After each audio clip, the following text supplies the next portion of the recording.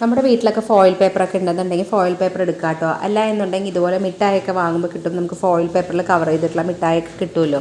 അപ്പോൾ അതാണെന്നുണ്ടെങ്കിലും മതിയാവും. അപ്പോൾ നമ്മൾ അതിനെ ഇതുപോലെ ചെറിയ പീസാക്കിയിട്ട് ചെറിയ ചെറിയ ബോളാക്കി എടുക്കുക കേട്ടോ. എല്ലാം ഇതുപോലെ ഒരേ ലെവലിൽ തന്നെ നമ്മൾ ബോളാക്കി എടുത്തതിന് ശേഷം ഇതിനെ നമ്മളൊരു കവറിലേക്ക് ഇടാം. കവറെന്ന് വെച്ചാൽ ട്രാൻസ്പെറൻ്റ് ആയിട്ടുള്ള കവർ തന്നെ എടുക്കാനായിട്ട് ശ്രദ്ധിക്കുക കേട്ടോ. എന്നിട്ട് ആ കവറിലേക്ക് നമ്മൾ കുറച്ച് വെള്ളം നിറച്ച് കൊടുക്കുക. ഒരുപാട് വേണ്ട, വളരെ കുറച്ച് ഇങ്ങനെ ഇതുപോലെ ഒന്ന് ആക്കി കൊടുത്താൽ മതിയാവും കേട്ടോ. എന്നിട്ട് അതിനെ നന്നായി ഒന്ന് ചുറ്റിച്ചിട്ട് നമുക്കതിലേക്ക് ഒരു റബ്ബർ ബാൻഡ് ഇട്ട് കൊടുക്കാം.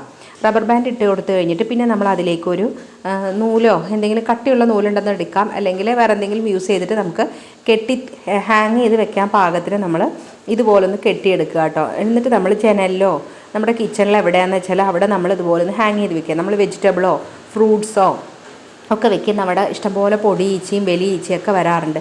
അത് വരാതിരിക്കാനായിട്ട് ഇത് വെക്കുമ്പോൾ ഇതിങ്ങനെ ഈ ഒരു കവർ ഇങ്ങനെ ഇളകുന്ന സമയത്ത് അതിനകത്തുള്ള ഫോയിൽ പേപ്പർ ഇങ്ങനെ ജസ്റ്റ് ഒന്ന് ഇളകുമ്പോൾ ഒരു ഷൈനിങ് ഒക്കെ കിട്ടുമല്ലോ നമ്മൾ വെളിച്ചം തട്ടുമ്പോൾ. അപ്പോൾ നമുക്ക് ഈച്ചയും പ്രാണിയൊക്കെ ഉണ്ടെന്നുണ്ടെങ്കിൽ അത് ഓട്ടോമാറ്റിക്കലി പൊക്കോളൂ കേട്ടോ. അപ്പോൾ നമ്മൾ ഫ്രൂട്ട്സൊക്കെ വെച്ച് കഴിഞ്ഞാലും അതിൽ ചെറിയ ചെറിയ പൊടി ഈച്ച വരുന്നതൊക്കെ നമുക്ക് ഒഴിവാക്കാനായിട്ട് ഈ ഒരു ഇത് മാത്രം മതി കേട്ടോ. അപ്പോൾ നമ്മൾ കിച്ചണിൽ ഇതുപോലെ ഒന്ന് ട്രൈ ചെയ്ത് നോക്കുക കേട്ടോ.